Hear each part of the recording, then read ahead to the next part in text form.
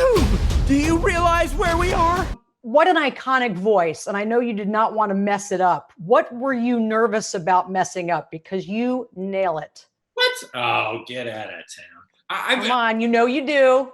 It was so exciting. What an honor to be asked to do this character that has been such a part of my life for my whole life. I was born in 70, a year after it came out.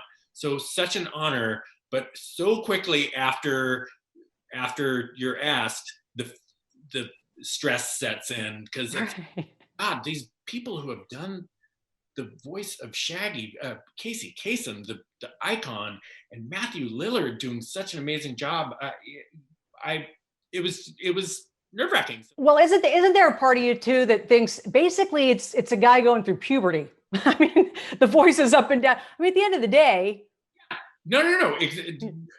Exactly. But I tell you, I am a big time overthinker, but especially work stuff. You brought up something I was thinking about during this. I feel like now is a time we could all use a little Shaggy attitude of our own to just kind of relax ourselves, try not to overthink things, recognize the value of friendships, just that lovable optimism, don't you think? Yes. I mean, it feels like if Shaggy has a big enough sandwich near him, he doesn't really notice anything else going on. So I kind of wish that I could be that laser focused. Well, I don't know about you, but snacks actually have been kind of a distraction during this whole thing. What is your self-isolation go-to Scooby snack? I am really into hip peas. You know those? They're like garbanzo. I think they're they're the chickpeas. Yeah, they're healthy. Yeah, they're I guess relatively healthy, or maybe they're healthy. You actually, I'm gonna take relatively out and just say healthy. You said it, so you're my dietitian now. All right, good. Just go with healthy. A lot of beef jerky. Somehow I'm super into, and this is just sliced rotisserie chicken. Do you know what's ironic about that? That's what I'm having for lunch when I'm done talking to you. Oh my God, I'll join you and have my own from over here. Scooby snacks, because they had Scooby snacks in the studio all the time. And I used to take extra packs with me when I left. It's coffee and Scooby snacks. My wife got some cookies and I just ate way more than I should. No, and then over the weekend, we had some cheesecake that I thought she had her piece of cheesecake and I had eaten. And you devoured it. Devoured both of ours. And I felt really bad because I ate for two apparently. Yeah. She wasn't even in the house, but you thought she had her back turned. Yeah. Cookie butter cookies from Trader Joe's are my snack of choice. Yeah, 100%. I will eat the whole tray by myself. I feel like though, since you got them at Trader Joe's, they're healthy. Nope, nothing. That's the foolishness about Trader Joe's is they pretend that their stuff is healthy and it's not. It's the font. It's just it's the font of the Trader Joe's. It looks, font. You know what I mean? It says organic, but it's like organic plus a bunch of crap that plus I fun. The problem with recording is that if you eat something, you can't record. There is always a spread of food there, and you never touch it. There's always a buffet of things. I suspect in the new reality that will no longer be the case. Buffets are a thing of the past. On a film set, the reason people's costumes get adjusted more and more during the shoot is you're always snacking. When you're recording, you don't want to snack because you might be choking or coughing or get it stuck between your teeth. So no, there were tempting snacks that were never touched.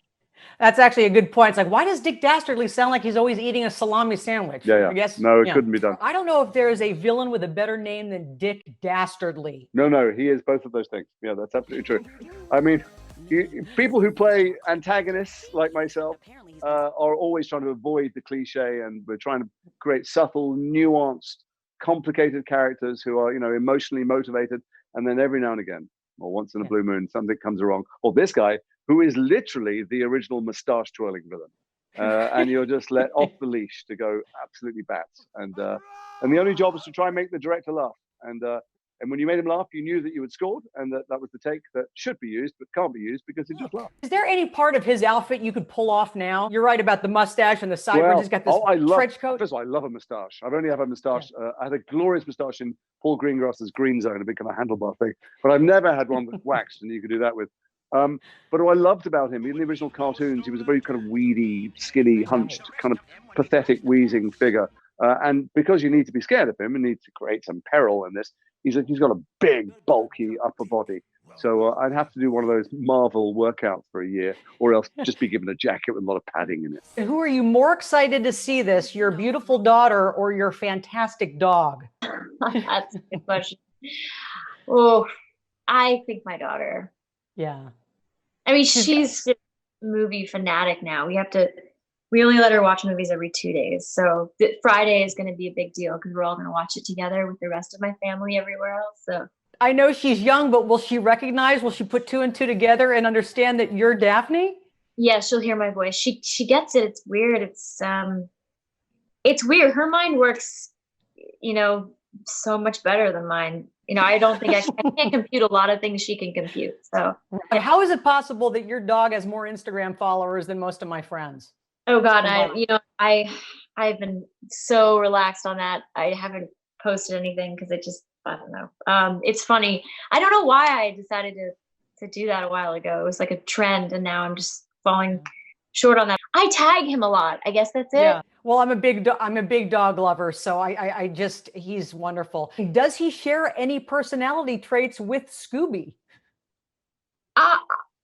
He's always game. I think that's a thing that he shares with Scooby. I think he's always by my side, and he's always game to do anything, go anywhere, really.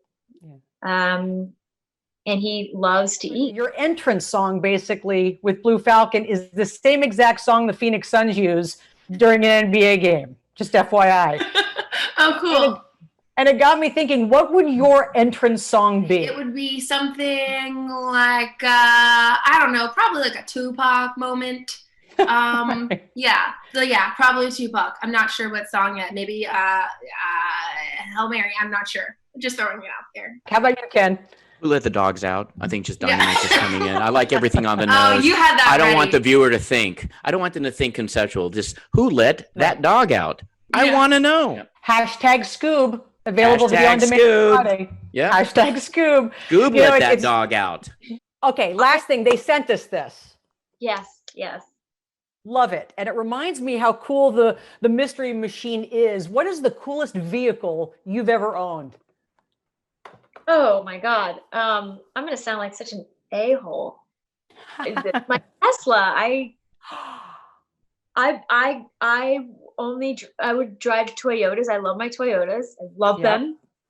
Big fan. But when the Tesla came out with the X, like the bigger one, I was first on the list years ago, in 2015.